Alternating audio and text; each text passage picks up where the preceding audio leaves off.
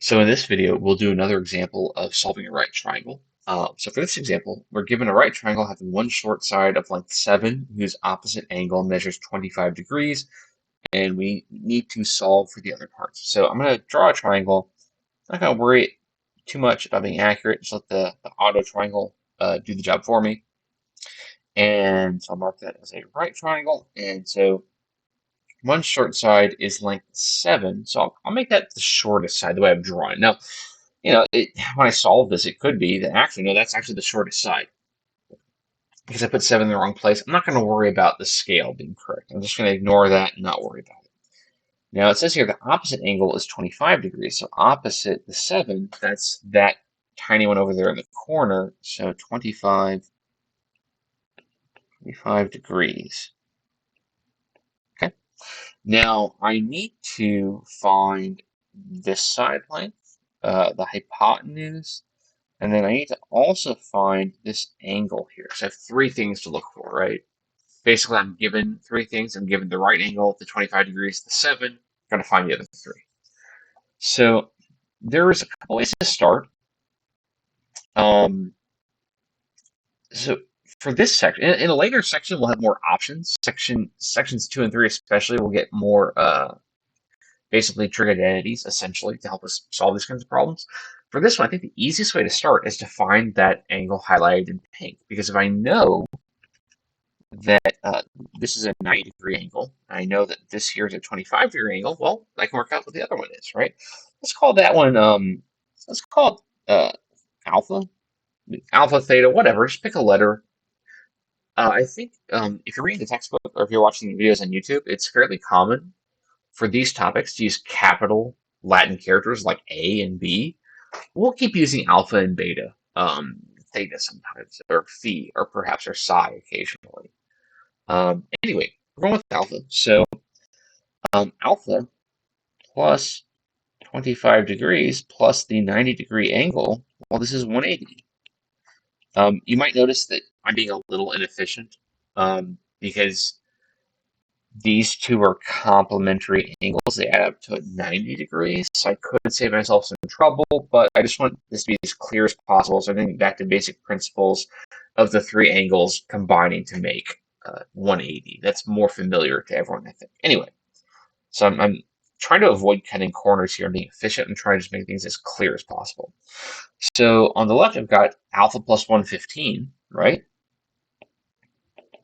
Alpha plus 115 degrees equals 180 degrees. If you subtract 115 on both sides, I believe we get I'm sorry, not one, but 65 degrees. So alpha equals 65 degrees. So I found alpha.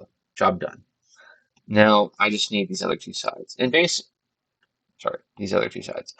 Basically, I'm going to use trig functions. I know all the angles, and I know that altitude. So if I want to find, let's say I want to start with, hold on. Tablet's giving me a hard time. Okay, that's fine. All right. I don't know why I did that. All right. Okay, fine. Anyway, little hiccup there with the technology. So let's suppose I want to find this side first. Okay.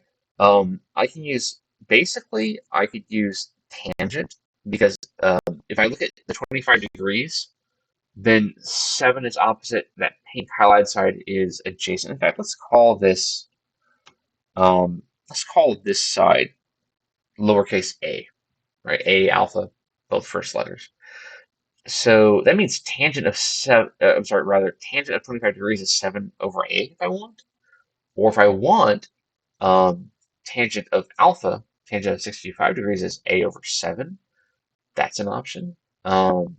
So let's go ahead and do tangent of 25. So tangent 25 degrees, that's 7 over a. Actually, the other way around would be slightly easier, but let's not worry about that. Again, we don't have to be as efficient as possible all the time. So I'm going to multiply a on both sides. I just want to get a by itself. So a times tangent 25 degrees equals 7. I'll divide by tangent 25 on both sides. So a equals 7 over tangent of 25 degrees. Or if you want, a equals 7 times cotangent of 25 degrees. So there we go. That's A. That's not necessarily a very satisfying result. We might want a decimal approximation. So let's do that. So got my calculator out. I'm double checking that I'm degrees in degrees mode. So 7 divided by tangent of 25. And I get 15.012. Okay, so A is approximately 15, more or less. Not quite, but pretty close. So I found A. So now I need this hypotenuse. Now, I have at least two options. One option is to use the Pythagorean theorem and use the 15.012. Totally fine, that'll work.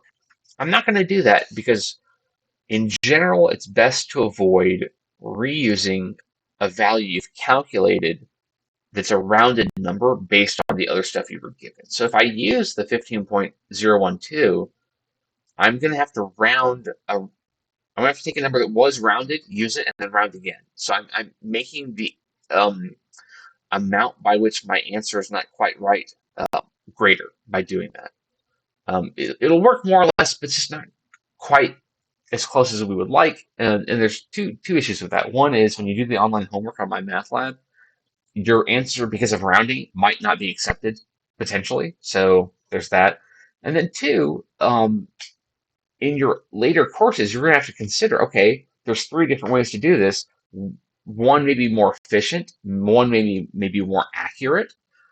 What is the approach that I want to use? You're going to have to start considering not just how do I solve the problem, but which method is going to better suit my purpose. So you should be thinking about this kind of thing. And for this problem, I'm going to avoid reusing numbers that I have rounded.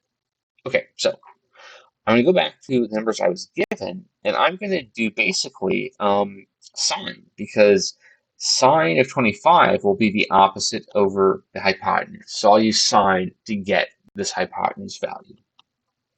So sine of 25 degrees, that's going to be 7 over, I'll call this C. You know, like a squared, b squared, c squared, Pythagorean theorem, the standard format. So I'll multiply c on both sides, and then divide both sides by sine of 25.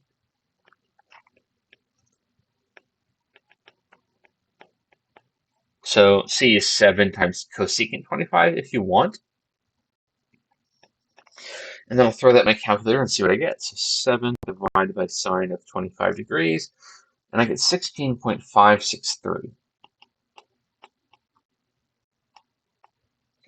So I found the missing angle, I found both the missing sides, and in all three cases, well, the first case, okay, so I was about to say in all three cases I didn't reuse anything, but of course in the first case there was nothing to reuse because it was the first one. What I mean is in the latter two stages of the problem, I did not reuse numbers I calculated myself. Although, you know what, in this case, alpha is exactly 65. That'd be totally fine to reuse. But in the third part of the problem, I did not reuse a rounded number, which generally you should avoid. So there you go. That is that one solved. And if you were to go back and redo part of this problem and find C, not the way I did, but reuse A and do Pythagorean theorem, you might find that even after rounding, you do get 16.563. Maybe it would be. Maybe the two methods, when rounded to three places, are the same. But before rounding, they're not quite the same. And sometimes, with rounding included, the two approaches get a slightly different result. So by sticking to using only the numbers given, if possible, at each stage of the problem, you're going to have a more accurate result, which sometimes is important, sometimes isn't. In later examples, we'll address that again.